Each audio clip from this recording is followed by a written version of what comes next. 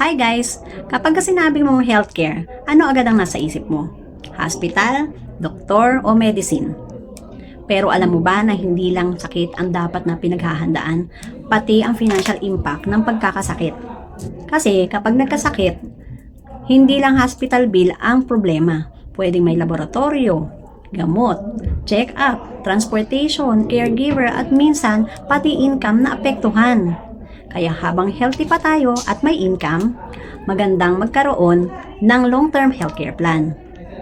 Hindi natin alam kung kailan natin kakailanganin, pero pwede natin piliing paghandaan ito habang kaya pa natin. Kung gusto mong matutunan kung paano magplano para sa future healthcare, message mo ako. Education muna tayo, walang pressure. This is Coach Day. You can follow me on Facebook, Instagram, and TikTok.